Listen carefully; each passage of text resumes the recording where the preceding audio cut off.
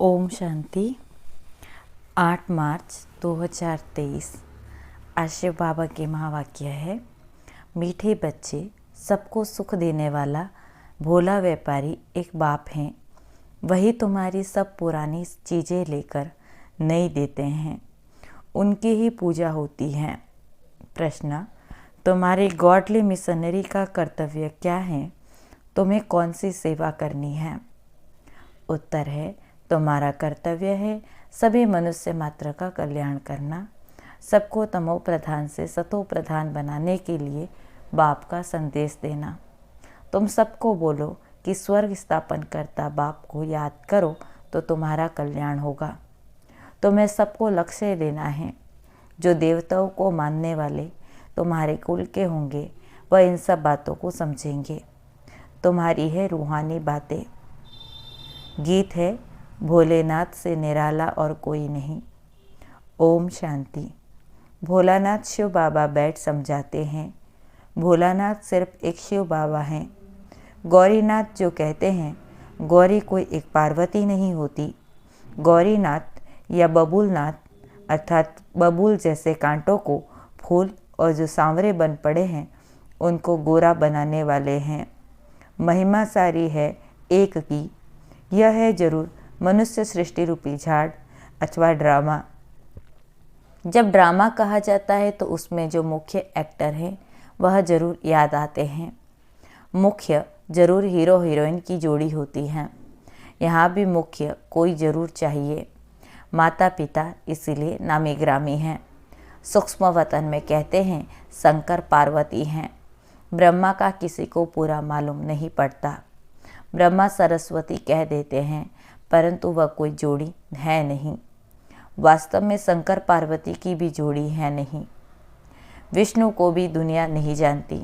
उनको जो अलंकार दिखाते हैं वे भी उनके नहीं हैं। यहाँ लक्ष्मी नारायण की जोड़ी कहेंगे। अब सभी से भोलेनाथ उनको कहा जाता है जो बहुत सुख देने वाला है।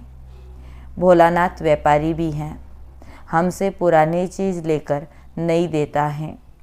पहले पहले बुद्धि में आना चाहिए, सभी से ऊंचा कौन, सबसे अधिक सुख देने वाला कौन। जो बहुतों को सुख देते उनकी भी पूजा होती। तो यह सब विचार सागर मंथन करने की बातें हैं। विचार सागर मंथन का नाम बहुत बाला है। तो विचार किया जाता है मनुष्यों में ऊंचे से ऊंचे लक्ष्मी नारायण। अच्छा, उन्होंने क्या सुख दिया जो मनुष्य उनका नाम लेते या उनकी पूजा करते? वास्तव में उन्होंने सुख तो कुछ भी दिया नहीं है। वहाँ वे सुख धाम के मालिक थे, परंतु उन्हों को ऐसा बनाया किसने? इनके पहले वो कहाँ थे? अगर बाबा उन्हों को ऐसा नहीं बनाता तो वे कहाँ होते? यह सब बच्चों को मालूम है। आत्मा कभी विनाश नहीं होती। उन्हों को ऐसा काम किसने सिखाया जो इतना ऊंचे बने? जरूर कोई शिक्षा देते होंगे। दुनिया नहीं जानती वह पास्ट में कौन थे। तुम अब जानते हो लक्ष्मी नारायण 84 जन्म भोग अंत में ब्रह्मा और सरस्वती बनते हैं।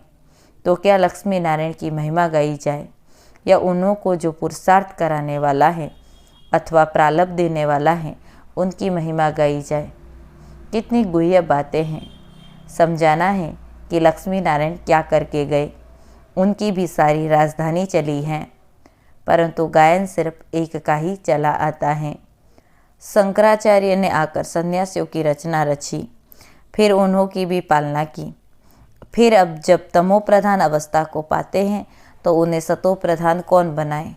माया ने सबको तमो प्रधान बना दिया है। लक्ष्मी नारायण जो सतो प्रधान थे फिर चक्र लगाकर तमो प्रधान में आते हैं। हर एक का ऐसे होता है। भल कितने भी बड़े मर्तबे वाला हो, सतो रजो तमो से हर एक को पास करना है। इस समय सब पतित है तो तमो प्रधान दुनिया को फिर सतो प्रधान कौन बनाए? पहले पहले सतो प्रधान सुख में आते फिर दुख में जाते। यह राज अब तुम बच्चों को समझाया जाता है। 84 जन्म लेना होता तो जरूर सतो प्रधान से तमो प्रधान बनना ही होगा। हर चीज़ सतो रजो तमो जरूर होती ही है। प्रिसेप्टर का भी ऐसे ही होता है, वह भी अब तमो प्रधान है। तो फिर भी अब सबसे ऊंचे से ऊंचा कौन, जो कभी भी तमो प्रधान नहीं बनता? अगर वह भी तमो प्रधान बन जाए तो फिर उनको सतो प्रधान कौन बनाए? फिर बलिहारी उनकी हो जाए। ऐसे ऐसे विचार सागर मंथन करने से दिल में जो पॉइंट जचती हैं, अच्छी लगती हैं तो सुनाई जाती हैं। भोलानाथ परमपिता परमात्मा ही सबका सद्गति दाता और सतो प्रधान बनाने वाला है। अब दुर्गति से निकल गति सद्गति को पाते हैं। नंबरवार जो भी पहले पहले आएंगे वही सतो प्रधान सतो रजो से होकर फिर तमो प्रधान बनेंगे जरूर। पहले पहले जब आत्मा नीचे आती है तो उनको सुख भोगना है, दुख भोग न सके। मनुष्य पहचान नहीं सकते कि यह नया शोल है, इसीलिए इसका सुख है व मान है। अब सबकी तमो प्रधान अवस्था है। तत्व खानिया आदि सब तमो प्रधान है। नई चीज़ें थी लेकिन अब पुरानी हो गई हैं। वहाँ का अनाज फल फूल आदि कितने अच्छे होते हैं, वे भी बच्चों को साक्षात्कार कराया हुआ है। सूक्ष्म वतन में बच्चियाँ जाती हैं, कहती हैं बाबा ने सुबह रस पिलाया। जरूर ऊंच बाप चीज़ भी तो ऊंची देते होंगे। बच्चों को ये बुद्धि में रहना चाहिए, ऊंचे से ऊंच एक भगवान ही हैं, याद भी सब उनको करते हैं। गॉड फादर कहते हैं, गॉड रहते ही ऊपर में है। आत्मा गॉड फादर को याद करती हैं, क्योंकि आत्मा को दुख है तो भोलेनाथ बाप आकर फिर सुख देते हैं, तो उनको क्यों नहीं याद करेंगे। आत्मा कहेगी हम शरीर के साथ जब दुखी होता हूँ तो बाप को बहुत याद करता हूँ। रावण दुश्मन दुख देते हैं तो बाप को याद करते। दुख में हम सभी आत्माएं परमात्मा को सिमरण करती हैं। फिर जब हम आत्मा स्वर्ग में रहती हैं तो बाप को याद नहीं करती। ये आत्मा कहती हैं बाप को ही पुकारेगी ना। मनुष्य तो उनका ऑक्यूपेशन बायोग्राफी कुछ नहीं जानते, न ड्रामा का राज जानते कि कैसे आत्मा चक्र में आती हैं। तुम बच्चे अब जानते हो माया रावण दुख देने वाली हैं। यह रावण राज्य शुरू हुआ द्वापर से। यह भी समझाना है क्योंकि यह किसी को पता नहीं है कि सबसे पुराना दुश्मन रावण है। उनकी ही मत पर सब पार्टीशन आदि हुआ है। अभी तुम बच्चे समझते हो हम श्रीमत से भारत को स्वर्ग बनाते हैं। वही सद्गति दाता सबका है। वह जब आए तभी ब्रह्मा विष्णु शंकर से कार्य कराए। ऊंचे से ऊंचा वह एक ही हैं, उनकी बायोग्राफी को कोई जानते नहीं।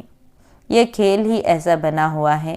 तो बाबा समझाते हैं सबसे बड़ा दुश्मन रावण है, उस पर जीत पानी है। समझाते भी उनको है जिन्होंने कल्प पहले समझा था। वही आकर शूद्र से ब्राह्मण बनते हैं। अब विचार करो सतयुग से त्रेता अंत तक कितनी संप्रदाय वृद्धि को पाती रहेगी।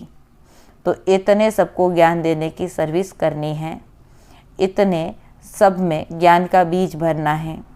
ज्ञान का विनाश तो नहीं होता, लड़ाई वालों का भी उद्धार करना है। हमारे देवी संप्रदाय वाले जहाँ होंगे वह निकल कर आएंगे। उन लड़ाई करने वालों को कहा जाता है जो युद्ध के मैदान में मरेंगे वह स्वर्ग में जाएंगे, परंतु उनके कहने से स्वर्ग में जा नहीं सकते जब तक तुम लक्ष्य न दो। लक्ष्य सिर्फ ब्राह्मण ही दे सकते, मरना तो है ही। मुसलमान अल्लाह को याद करेंगे, सिख लोग गुरु नानक को याद करेंगे, परंतु स्वर्ग में थोड़े ही जा सकेंगे। स्वर्ग में जाना होता है संगम पर। तो इन लड़ाई आदि वालों को भी सिवाय तुम ब्राह्मणों के ये मंत्र कोई दे न सके। स्वर्ग का मालिक बनाने वाला ऊंचे से ऊंच वह बाप हैं। यह तो ठीक है, भगवानुवाच कि युद्ध में मरने से स्वर्ग में जाएंगे, परंतु वह युद्ध कौन सी? युद्ध भी तो दो है ना, एक है रूहानी, दूसरी है जिस्मानी। उन गोली चलाने वालों को भी तुम ज्ञान दे सकते हो। गीता में भी है मन मना भव, अपने बाप और स्वर्ग को याद करो तो स्वर्ग में जाएंगे। जब संगम युग हो तभी तुम स्वर्ग में जा सकते। वह है जिस्मानी बातें और यह है रूहानी बातें। हमारी है माया पर जीत पाने की युद्ध। मरने समय मनुष्य को मंत्र दिया जाता है, वह जाते ही है मरने के लिए तो बाप का संदेश देना है। एक दिन गवर्नमेंट भी तुमको कहेगी कि यह नॉलेज सबको दो। तुम हो गॉडली मिशनरी, तुम्हारा काम है बहुतों का कल्याण करना। बोलो भगवान को याद करो। अब स्वर्ग स्थापन हो रहा है तो सुनकर बहुत खुश होंगे। जो स्कूल के होंगे वही ये बात मानेंगे। देवताओं को मानने वाले ही इन बातों को समझेंगे तो सबका कल्याण करना है। बिगर बाप को याद करने स्वर्ग में कोई जा नहीं सकते। स्वर्ग स्थापन करता बाप को जब याद करेंगे तभी कल्याण होगा। बाबा ने समझाया है, लड़ाई वाले वह संस्कार लेकर जाते हैं तो फिर लड़ाई में ही आ जाते। आत्मा संस्कार लेकर जाती है ना। स्वर्ग में तो जा न सके, जो भारत की सेवा करते हैं उनको फल तो मिलना ही चाहिए ना। तो उन्हों की भी सर्विस करनी है, बड़ों बड़ों को समझाना है। तुम्हारा प्रभाव निकलेगा। तुमको कहेंगे यहाँ आकर भाषण करो। जैसे मेजर ने बाबा को मंगाया, जहाँ तहाँ समझाने के लिए घुसना पड़ता है। बड़े को समझाने से फिर छोटे बहुत आते, परंतु गुरु को तुम पहले समझाओ तो चेले लोग उनका माथा ही खराब कर देंगे, फिर उनको निकाल दूसरे को गद्दी दे देंगे, क्योंकि ये बिल्कुल नई बातें हैं। सारी दुनिया में एक भी मनुष्य गीता को पूरा नहीं समझते। कहते बरोबर रुद्र ज्ञान यज्ञ से विनाश ज्वाला प्रज्वलित हुई थी, उसके बाद क्या हुआ ये नहीं जानते। मनुष्य कुछ भी नहीं जानते। इस समय सब तमो प्रधान है। क्रिश्चियन भी ये मानते हैं कि क्राइस्ट यहाँ बेगर रूप में है, फिर बेगर से अमीर कौन बनाए। सबका सद्गति दाता एक ही परमात्मा है। तो तुम बच्चे अब अगर अच्छी रीति से बैठ समझाओ तो बहुतों का कल्याण कर सकते हो। बाप स्वर्ग का रचयिता ही पतित पावन है, तो उनकी श्रीमत पर चलना पड़े। जो लायक होंगे वही निकलेंगे। जिनको स्वदर्शन चक्र का व मन मना भाव का अर्थ बुद्धि में है उनको ही ब्राह्मण कहेंगे। और ब्राह्मण बनने बिगर देवता नहीं बन सकते। प्रजा तो बहुत बननी है। त्रेता के अंत जग जो आने वाले हैं उनको ये मंत्र मिलना है। तीर उनको लगेगा जो हमारे कुल का होगा। तुम्हारे तीर में अब बहुत जोहर भरता जाता, फिर पिछाड़ी में बहुत तीखे बाण लगेंगे। सन्यासियों को भी बाण लगे हैं ना।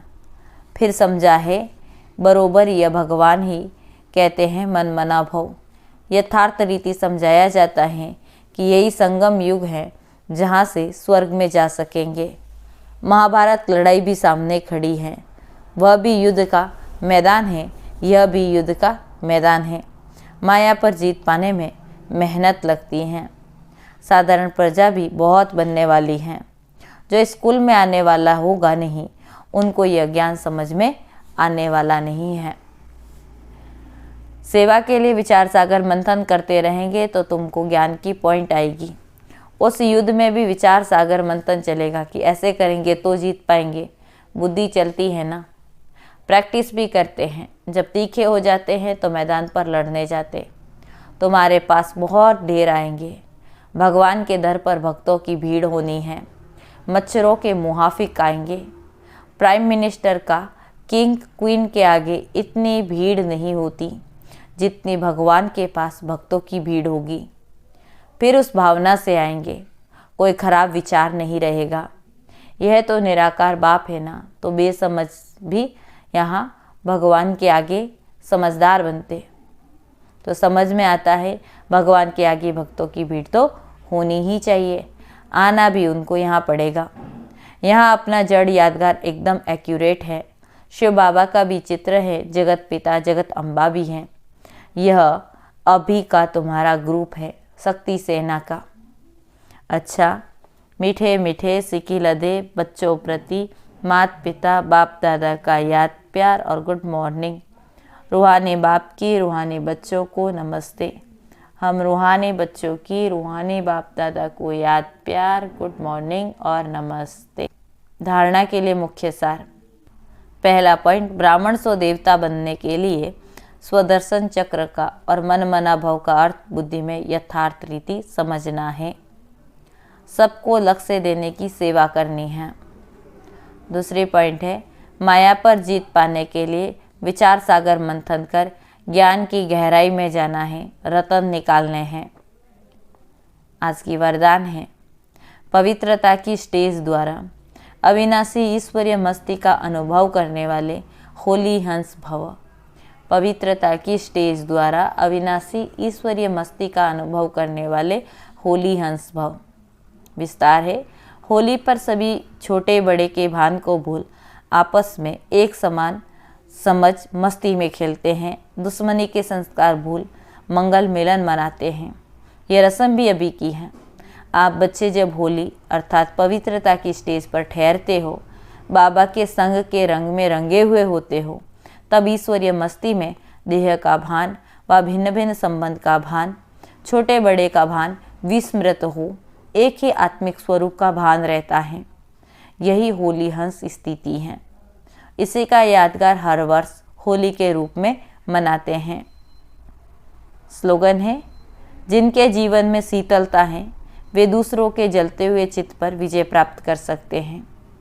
जिनके जीवन में शीतलता है वे दूसरों के जलते हुए चित्त पर विजय प्राप्त कर सकते हैं।